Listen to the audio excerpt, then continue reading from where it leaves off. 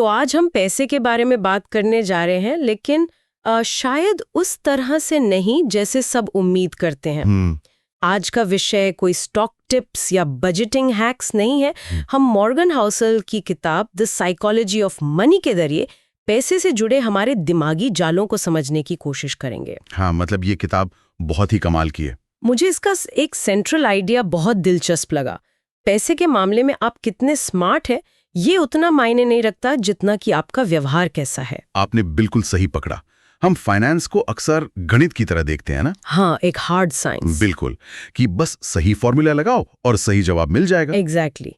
लेकिन असल जिंदगी में पैसे का मैनेजमेंट वो मनोविज्ञान की तरह ज्यादा है। मतलब एक सॉफ्ट स्किल। एग्जैक्टली, एक सॉफ्ट स्किल जहां हमारी भावनाएं, हमारे डर, हमारी इच्छाएं ये ज्यादा बड़ी भूमिका निभाती हैं। इसे समझने के लिए किताब में 2 कमाल की कहानियां हैं और बिल्कुल एक दूसरे के विपरीत। हाँ, रोनाल्ड रीड और रिचर्ड फुस्कुन।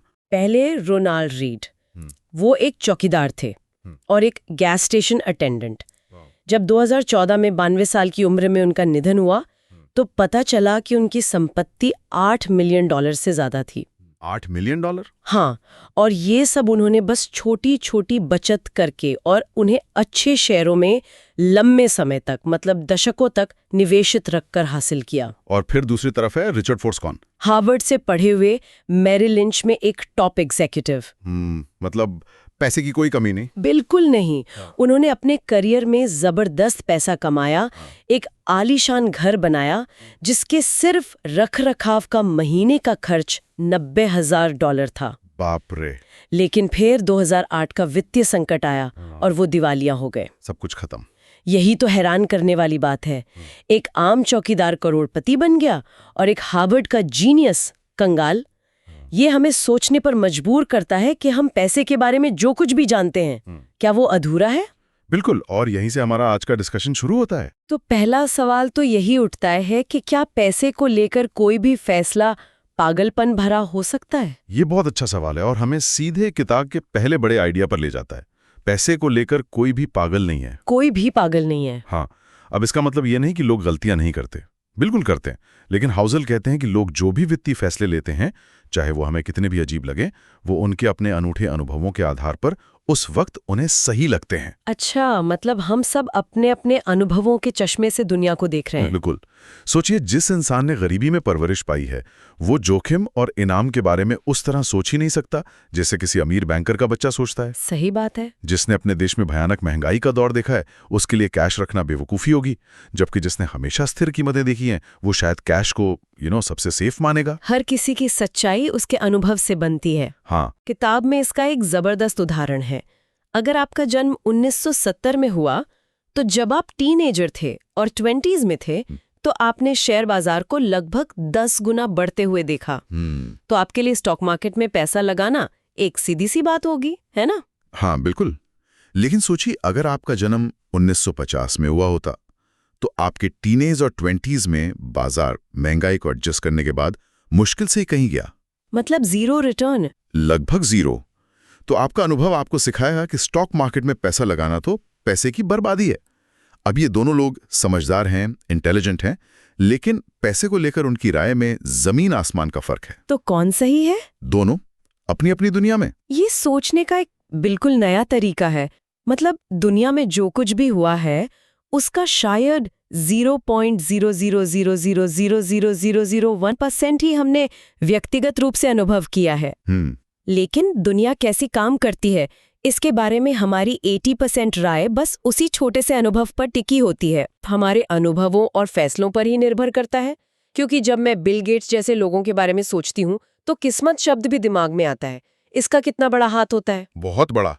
और ये दूसरा दिमागी जाल है जिसे हम अक्सर नजरअंदाज कर देते हैं, किस्मत और जोखिम। ओके। बिल गेट्स की कहानी लीजिए। वो जीनियस हैं, इसमें कोई शक नहीं, लेकिन वो दुनिया के उन गिने चुने हाई स्कूलों में से एक में गए जहां 1968 में कंप्यूटर था। 1968 में? हाँ, 1968 में। सोचिए, ये 1 लाख में एक मौका था। गेट्स ने खुद माना है कि अगर वो लेक साइड स्कूल ना होता तो माइक्रोसॉफ्ट भी ना होता। ये सरासर किस्मत थी। वाह। उन्हें एक ऐसा मौका मिला जो दुनिया में लगभग किसी और को नहीं मिला था। लेकिन इसी कहानी का एक दूसरा दुखद पहलू भी है। जो जोखिम को दिखाता है। हाँ, उनके दोस्त केंट इवांस। गेट्स के मुताबिक केंट उनसे भी ज्यादा होशियार और कंप्यूटर में माहिर थे और दोनों ने मिलकर दुनिया बदलने का सपना देखा था। बिल्कुल, लेकिन हाई स्कूल से ग्रेजुएट होने से ठीक पहले एक पर्वतारोहण दुर्घटना में केंट की मृत्यु हो गई। ओह, ये भी एक लाखमें जैसा ही एक दुखद जोखिम था।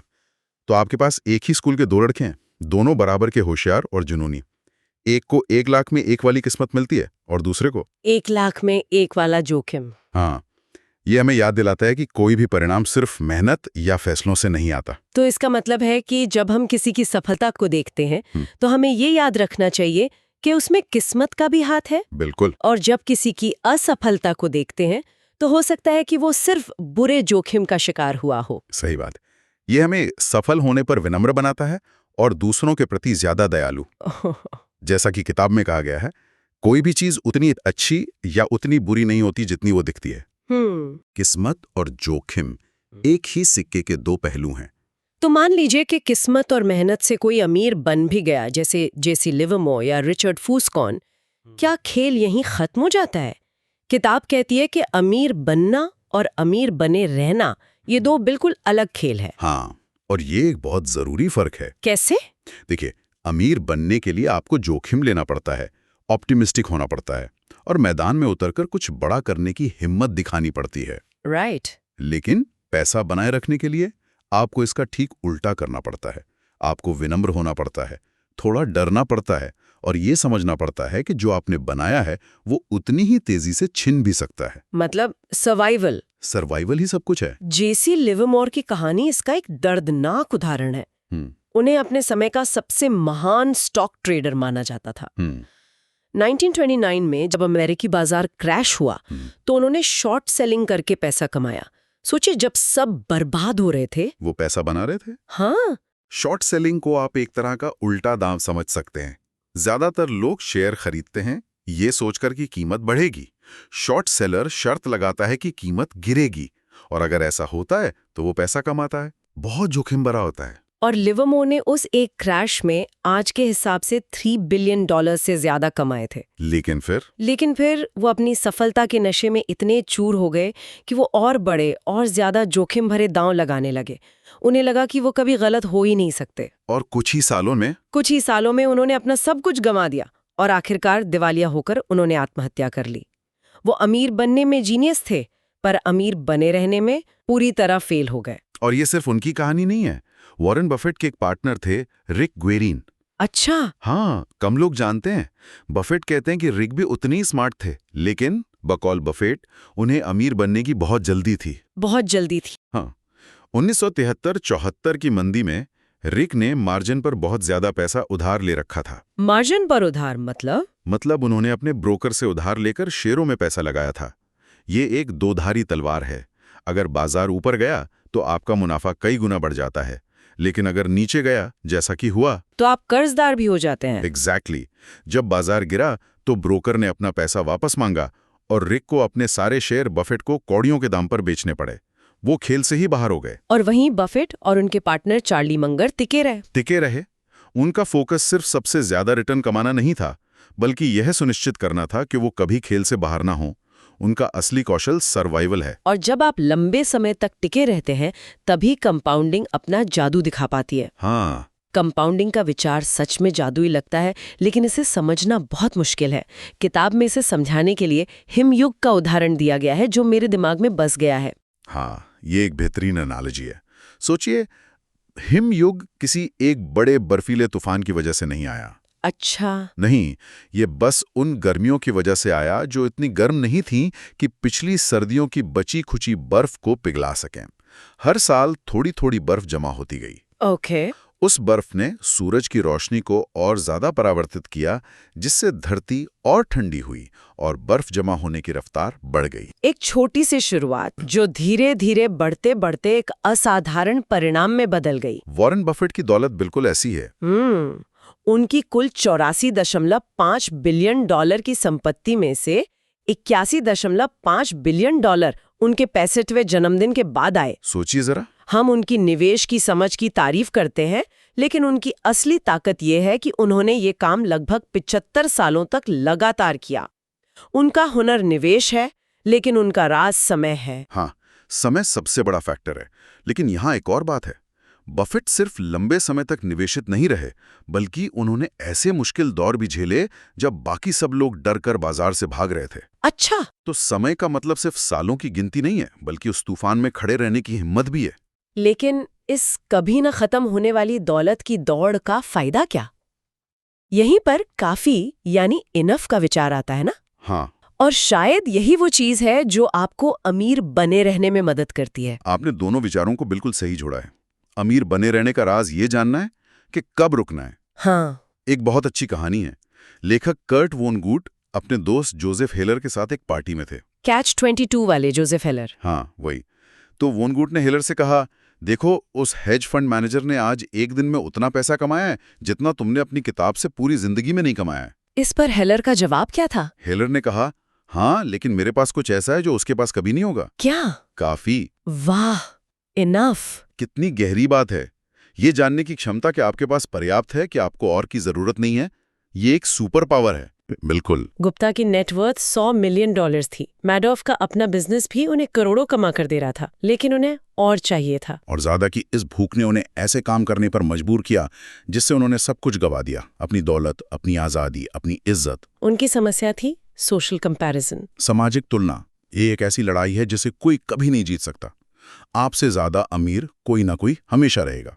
इस खेल को जीतने का एकमात्र तरीका है कि इसे खेला ही ना जाए। हाँ, इसे खेला ही ना जाए। ये सारी बातें हमें पैसे के बारे में कुछ ऐसे सच बताती हैं जो अक्सर हमारी नजरों से छिपे रहते हैं। जैसे पहला सच, दौलत वो है जो आप नहीं देखते। ये सुनने में थोड़ा अजीब लगता है। हाँ, लेकिन ये बहुत महत्वपूर्ण है। हम अक्सर किसी की फरारी कार या बड़े घर को देखकर उन्हें अमीर मान लेते हैं, लेकिन किताब कहती है कि वो अमीरी है, दौलत नहीं। Richness versus wealth. पैसा जो बैंक में है, शेयरों में निवेशित है, और जो आपको भविष्य में आजादी देता है। मतलब जब कोई कहता है कि वो करोड़पति बनना चाहता है, तो असल में उसका मतलब होता है कि वो $1 मिलियन खर्च करना चाहता है। हाँ, लेकिन $1 मिलियन खर्च करना तो करोड़पति होने के ठीक विपरीत है। एग्जैक्टली।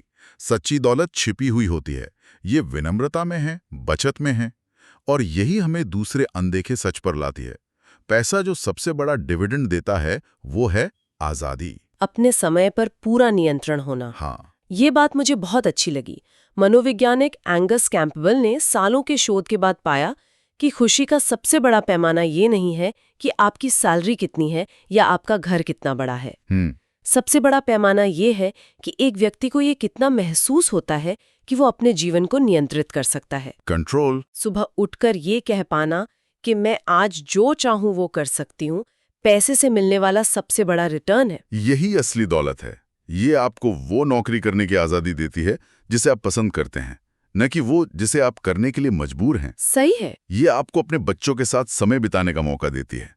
ये नियंत्रण ही सब कुछ है। और यहाँ एक और मजेदार विरोधाभास है, man in the car paradox. हाँ, जब हम सड़क पर एक महंगी कार देखते हैं तो हम ये नहीं सोचते कि वाओ, इसका ड्राइवर कितना कूल है। नहीं, हम बिल्कुल नहीं सोचते। हम उस ड्राइवर को लगभग नजरअंदाज कर देते हैं।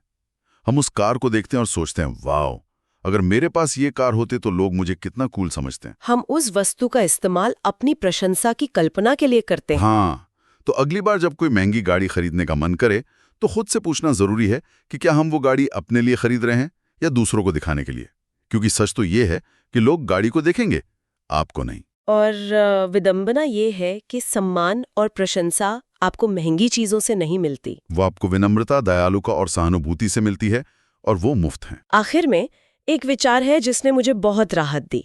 किताब कहती है कि हमें पूरी तरह से तर्क संगत यानी रैशनल होने की बजाय उचित यानी रीजनेबल होने का लक्ष्य रखना चाहिए। हाँ, ये फाइनेंस की दुनिया के लिए क्रांतिकारी विचार है। शुक्र है हमें स्प्रेडशीट बनने की जरूरत नहीं है। बिल्कुल नहीं। देखिए, अकादमिक रूप से सबसे अच्छी निवेश रणनीति वो हो सकती है जो गणितीय रूप से आपको सबसे ज्यादा रिटर्न दे। हाँ। लेकिन अगर वो रणनीति आपको रात में जगाए रखती है, हाँ, या इतना डराती है कि बाजार के जरा सा गिरने पर आप सब कुछ बेचकर भाग जाएं, तो वो आपके लिए सबसे खराब रणनीति है। हम इंसान हैं, रोबोट नहीं। तो सबसे अच्छी निवेश रणनीति वो है जिसके साथ आप टिके रह सकते हैं, जिसके साथ आप रात में चैन से सो सकते हैं। बिल्कुल। हो सकता है कि आप गणितीय रूप से कुछ रिटर्न छोड़ रहे हों, लेकिन अगर ये आपको खेल में बनाए रखता है तो आप लंबे समय में कहीं बेहतर प्रदर्शन करेंगे। उचित होना तर्कसंगत होने से ज्यादा टिकाऊ और व्यवहारिक है। तो अगर हम आज की इस पूरी चर्चा को समेटें तो हम कह सकते हैं कि वित्तीय सफलता का राज आपके दिमाग की क्षमता में नहीं, बल्कि आपके व्यवहार के नियंत्रण में छिपा है। हाँ, एक सॉफ्ट स्किल। ये समझना कि आपका अपना अनुभव दुनिया का सिर्फ एक छोटा सा हिस्सा है। ये मानना कि सफलता में किस्मत और असफलता में जोखिम का हाथ होता है। अमीर बनने से ज्यादा मुश्किल अमीर बने रहना है, और उसके लिए सर्वाइवल और काफी की समझ जरूरी है। और सबसे बढ़कर ये याद रखना कि असली दौलत वो नहीं है जो आप खर्च करके दिखाते हैं, बल्कि वो है जो आपको अपने समय और विकल्पों पर नियंत्रण देती है। सच्ची दौलत वो है जो दिखाई नहीं देती। अंत में एक विचार छोड़ जाते हैं। किताब कहती है कि इतिहास सिर्फ उन चीजों का अध्ययन है जो हो चुकी हैं, खासकर अप्रत्याशित घटनाएं। फिर भी हम भविष्य का अनुमान लगाने के लिए इतिहास का ही इस्तेमाल करते हैं। सही है। सबसे बड़ी आर्थिक घटनाएं जैसे 9/11 या 2008 का संकट हमेशा वो होती हैं जिनकी किसी ने उम्मीद नहीं की होती। तो सवाल ये है कि हाल की कौन सी वित्तीय आश्चर्य ने हमें भविष्य के बारे में हमारे नक्शे पर फिर से सोचने पर मजबूर किया है, और हम ऐसा प्लान कैसे बना सकते हैं जो अगले उस आश्चर्य के लिए तैयार हो जिसे हम आता हुआ देख भी नहीं सकते।